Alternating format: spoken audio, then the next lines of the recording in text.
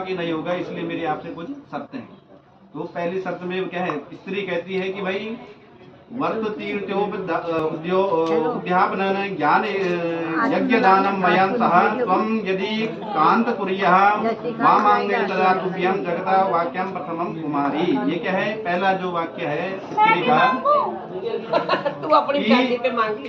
कभी भी आप अपने जीवन में तीर्थ करोगे, कोई व्रत करोगे, किसी व्रत का उद्यापन करोगे, कोई यज्ञ करोगे, कोई दान करोगे, पहले तो उसमें मेरे को सम्मिलित करोगे, है ना। जैसे भगवान राम ने क्या है, बिना सीता के यज्ञ नहीं करा था। रामेश्वरम की स्थापना करी तो ब्राह्मण रावण को बुलाया गया और साथ में सीता को भी लेके आए। तो बिना स्त्री के आप कोई भी कर्म करते हो तो आपको प्राप्त नहीं होता है, लेकिन स्त्री आपके बिना कोई क्या है पुण्य आदि दान करेगा तो उसका फल आपको भी प्राप्त होगा, लेकिन आप अकेले नहीं कर सकते आज के बाद।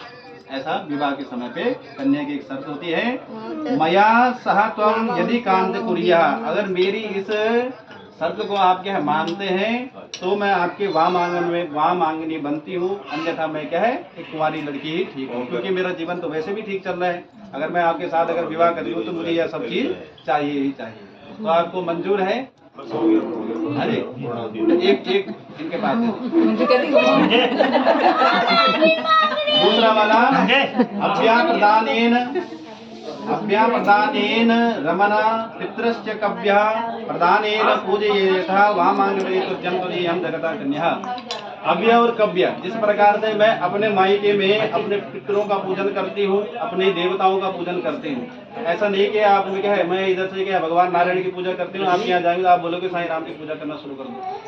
तो जिस प्रकार का मेरा नित्य नियम है, जिस प्रकार की मेरी उपासना है, आप अगर पितरों का पूजन करेंगे, आप क्या है देवताओं का ही पूजन करेंगे। देवताओं को जो हम क्या है आहुति डालते हैं इसे बोलते हैं हव्य, पितरों को जो हम पिंड आदि दान करते हैं उसे बोलते हैं कव्य।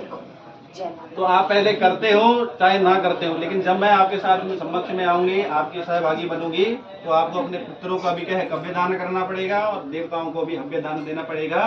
और जिस प्रकार का मेरा नियम है, मेरे नियम को तोड़ने के लिए आप मजबूर नहीं करेंगे। मैं जिस प्रकार से जिस देवता को आराध्य मानती हूँ वैसा ही करती रहूंगी। ये शर्त आपको मंजूर है तो बाएं हाथ में आपने बोला है तथास्तु। चलो, कुटुंब भरक्षणाय यदि त्वं कुर्यः पशून् परिपालनं च वामांगमेतदुपजीयं जगत कन्या वचामि वचनं तृतीयम्। अब क्या है, हम क्या है गृहस्थ जीवन में जा रहे हैं तो हमारा क्या है कुटुंब बनेगा, है ना। कुटुंब बनने के बाद आपको क्या है यथाशक्ति जितना आपसे हो सकता है उतना आपका क्या भरण पोषण के लिए क्या है खर्चा आदि धन आदि वैभव आदि कमा के लेके आएंगे, जिससे कि हम अपने कुटुंब का पालन कर सकें। ऐसा नहीं कि जब कुंवारा व्यक्ति होता है तो उसको क्या है कपड़े, एक जोड़ी कपड़े है तो उसी में चल रहा है, 10 जोड़ी कपड़े हैं तो उसी में चल रहा है, कोई सामान कहीं फेंका है तो फेंका है, खाना बन रहा है तो बन रहा, नहीं बन रहा तो नहीं बन रहा। पर आज से ऐसा नहीं चलेगा। जिस प्रकार एक कुटुंब का आदर्श कुटुंब का पालन होता है उस प्रकार से आप कुटुंब का पालन करेंगे। कुटुंब भरना यदि कुर्यात् पशूनां परिपालिते, अगर मैं किसी पशु के प्रति क्या है मेरा भाव है, अगर मैं क्या है किसी गाय का सेवा करनी चाहती हूँ और आप बोलोगे कि भाई गाय हमारे घर पे नहीं लानी है, हमारा घर गंदा हो जाता है, तो ऐसा आप नहीं करेंगे। ऐसी ये मेरी एक शर्त है, इसका आप क्या है मंजूर है तो आप तथास्तु बोलेंगे। अयम वयम धनधान्यादिकं दृष्ट्वा निवेशं प्रगृह्यं विधायात् वामांग यजयामि तदतुदीयं जगत कन्या वचनां। चौथा वचन है अयम वयम